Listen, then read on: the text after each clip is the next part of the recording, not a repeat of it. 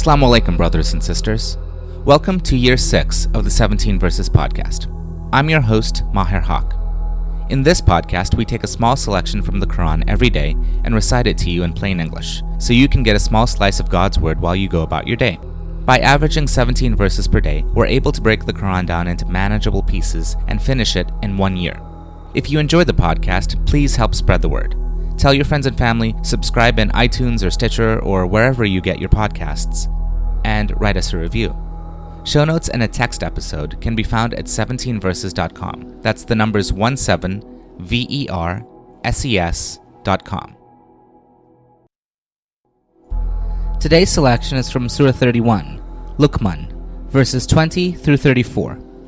These verses discuss the danger of blindly following our forefathers, the inexhaustible nature of Allah's guidance, and how even parents won't be able to intervene on our behalfs on the Day of Judgment. Bismillah ar-Rahman ar-Rahim. In the name of Allah, most gracious, most merciful. Do you not see that Allah has subjected to your benefit all that is in the heavens and in the earth, and has lavished on you His evident and hidden favors? Yet there are some people who still argue about Allah without knowledge, without guidance, or an enlightening book. When they are asked to follow what Allah has revealed, they reply, "Nay, we shall follow the ways upon which we found our forefathers." What?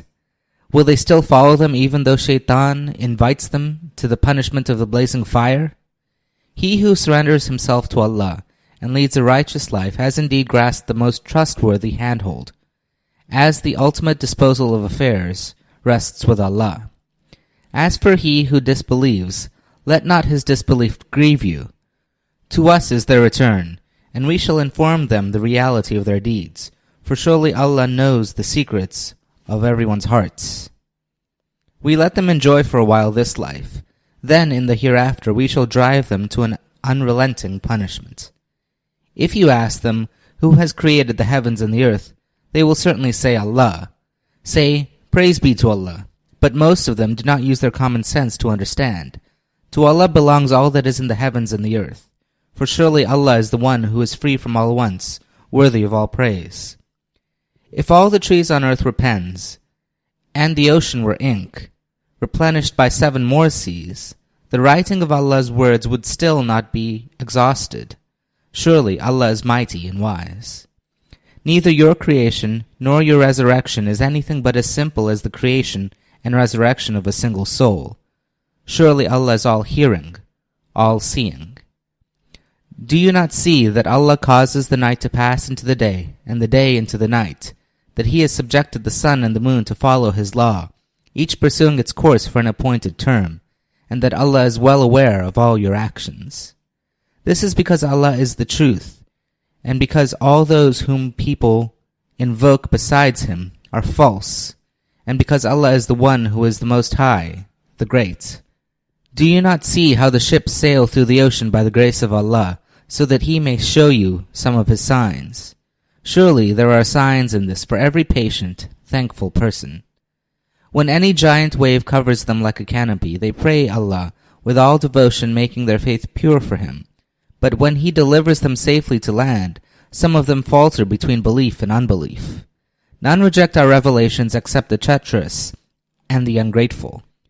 O mankind, have fear of your Lord, and fear that day when no father shall avail his son, nor a son his father. Surely the promise of Allah is true. Let not the life of this world deceive you, nor let the deceiver, Shaitan, deceive you concerning Allah. Surely Allah alone has the knowledge of the hour. He is the one who sends down rain, and He knows what is in the wombs. No one knows what he will learn the next day, and no one knows in what land he will die. Surely Allah knows all these, and is aware of everything. Ameen. This concludes today's episode of the 17 Verses podcast. I hope that this selection helps increase your understanding of the Holy Quran just a little bit. If you like the podcast, you can subscribe in iTunes or Stitcher and write us a review. Or you can grab the RSS feed and put it into your own podcast app.